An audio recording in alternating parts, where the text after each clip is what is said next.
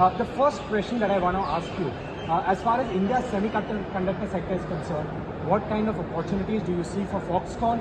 What is the government support especially that you're getting in India as far as semiconductor sector is concerned? I think the semiconductor requires, the downstream to have enough volume to support the upstream semiconductors. And here in India, we see the downstream is growing significantly. So there is a need to have the upstream, like semiconductor, to be built locally. So we see that great opportunity. Okay. And the government is very much understanding of the industry. So they're very supportive. I just had a meeting with Prime Minister, and his understanding of the semiconductor industry makes the right policy to support the semiconductor industry. I'm very optimistic. One question, sir. Recently, of course, you had tied up with Vedanta. That JV did not work out. After that, you said you will look for partners independently. What has been the progress on that one, sir? What has been the progress on that one? Have you been able to find a partner in India? We haven't found. Have not gone out to find another partner, and we continue working closely with Vedanta, and not only the semiconductors, but also some other items like panels, fiber-related stuff. So we still maintaining a very good relationship with Vedanta. One last question. What will be your total investment in India, let's say, in the next 5 to 10 years as far as the semiconductor sector is concerned? Oh, that will be definitely more than a couple of billion, in $1 billion. You spoke about many important things around the semiconductor sector today. Going forward, what will be Vedanta's role as far as Indian semiconductor industry is concerned? And finding a new partner is concerned for this JV. What's the progress on that front, if you could tell us about that? No, we are already tying up with the 3 partners. This is a technology business. We are already in the glass business. We make the largest optical fiber. We make display glass in Taiwan, Korea, Japan. So we are already in this business. People love to work with us all the time. We are trying to evaluate anybody you have to do the technical tie-up. But I believe I'm taking a goal. We have, as Pradhan Mantri ji ne kaha, we have to be in a hurry. Correct. And we are looking forward whether we can start the first chip manufacturing in 2.5 years' time. As far as these 3 partners are concerned on the technology side, which would these be? Also, as far as the other partner on the main side JV is concerned, is there any partner on that front? No, we are, as you said, we are evaluating. As and when we are ready, we'll let you know. Yeah. Okay, one last question, sir. By when do you see the synergies of the semiconductor business, the money coming from semiconductor business, to start coming in the balance sheet of Vedanta? No, it is an ongoing thing. No, it's an ongoing thing. We have already team in the place. We have a David Reed, who is the who is the CEO for this semiconductor, and we have a CEO for the glass. Both are in place. They have created a team. Work is going on. Nothing can happen overnight. Correct. And it is an ongoing process. Feasibility being made.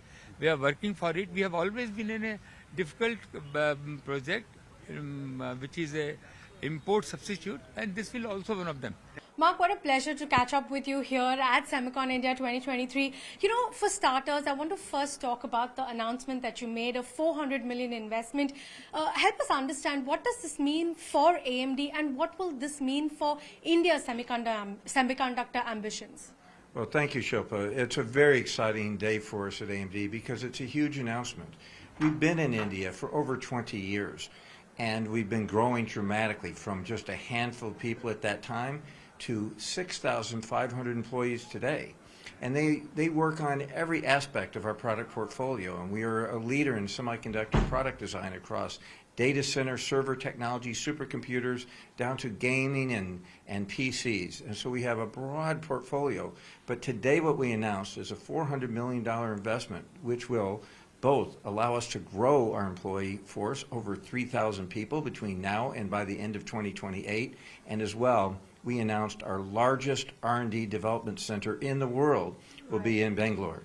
And what does this R&D center in Bangalore mean for AMD globally in terms of operations? Because I think already about 25% of your workforce is based out of here. You said in your speech that a large part of the design work that happens here goes into everything that AMD essentially makes. So what does this new R&D center then add, and what does that mean for AMD globally?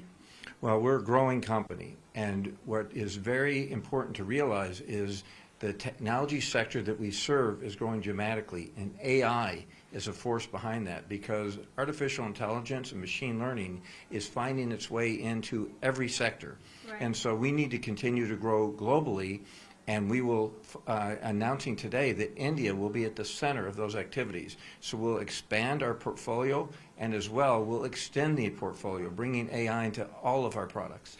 Right. And, today a lot of companies also spoke about the opportunity that India holds currently when it comes to its semiconductor opportunities. What is your sense that, how do you see India currently positioned on that front? Well, the semiconductor industry from a design and from several different sectors has been growing here for years. Mm-hmm. But with the initiatives that Prime Minister Modi announced today, it means a very exciting future. The skill base here in India in the areas of deep technology, which is required for semiconductor, has always been strong, and with these incentives will be growing either further. And that has been a strong draw for us in AMD to grow in India, because the talent here is very much growing. And what we've done under the leadership of our AMD team in India is develop workforce programs that really help bring these students into the semiconductor industry. Right. What is your sense in terms of the current skilling requirements that are still there in India when it comes to semiconductors, AI in general? We do have a very strong skill set in India. Do you believe more needs to be done? Well, India has been a leader in the STEM skills, the science and technology skills. And so I think, really, with the momentum established, it's on a great path. What was announced today by Prime Minister Modi is even a further focus on semiconductor skills.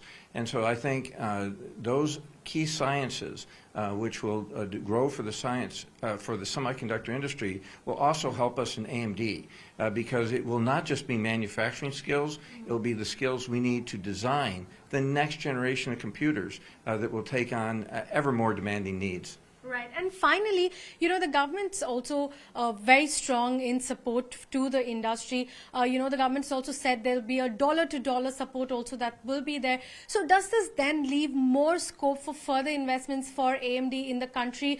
How long-term is your bet on the Indian market? Well, our bet on India is immense, because you have to lead with the investment in developing technology here. And what you now see is that the production ecosystem around that, and then therefore the consumption of that technology, will be going dramatically here in India. So we, of course, focus on the design elements, but we are equally focused on growing our market here in India. All right, Mark, thank you so much for your time, and thank you for speaking to CNBC TV 18. Thank you. Thank you, Shilpa.